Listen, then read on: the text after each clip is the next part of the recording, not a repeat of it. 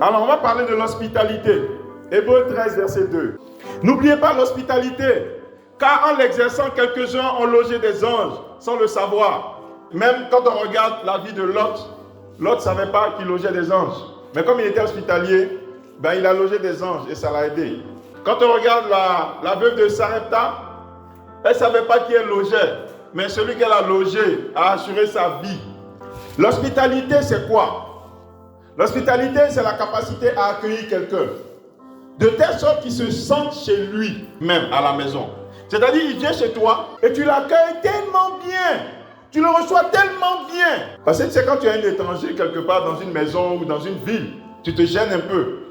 Mais quand tu rentres dans une maison hospitalière, tu es tellement à l'aise que toi-même tu commences à faire des projets pour la ville. Ah, je peux construire une maison. Ah, je peux ouvrir une boutique. Ah, je peux faire tel commerce. Pourquoi? Parce que tu es bien ici. C'est l'une des qualités, il faut le reconnaître, de la Côte d'Ivoire, même s'il y a un moment où on a commencé un peu à dérailler.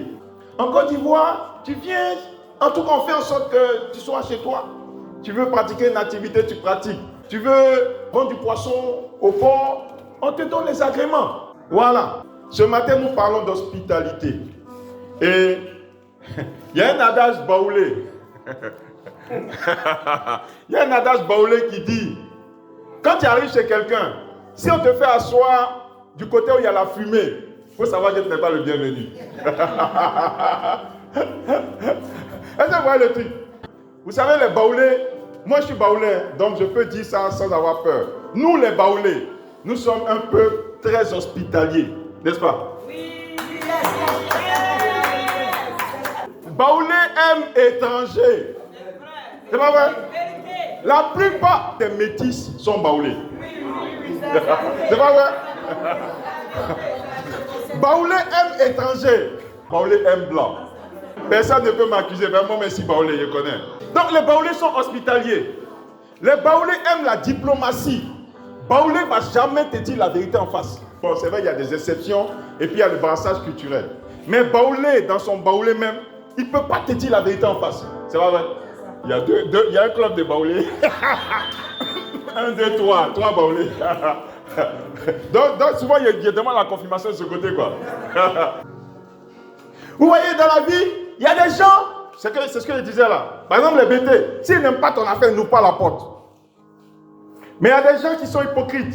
Il va t'ouvrir la porte, il va sourire, il va te dire bonne arrivée, et puis il va te mettre à côté de la fumée.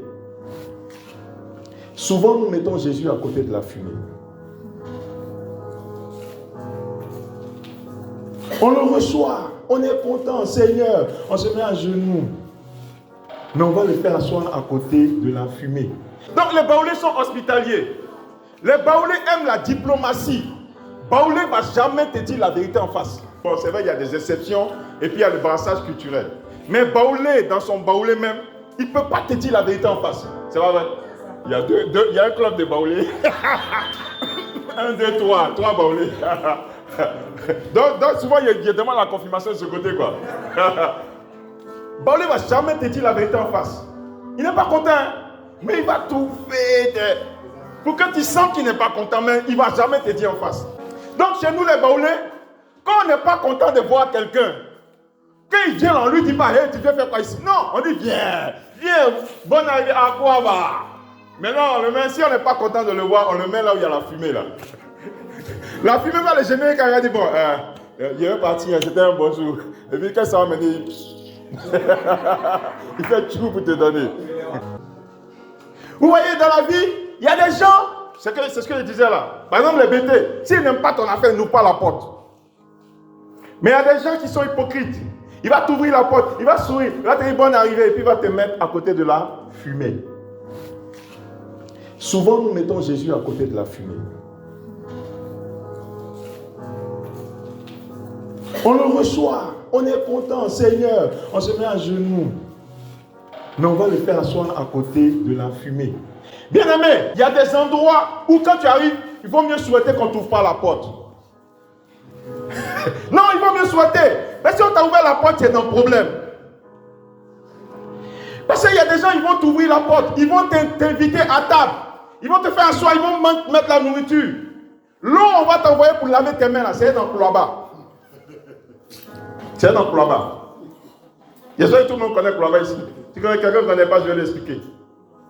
Il va t'inviter. Hey, sois le bienvenu. Oh, envoyez-le pour t'attirer à laver les mains. C'est l'eau de cloaba. Le cloaba même vient. Un enfant vient avec le cloaba et puis il met devant toi.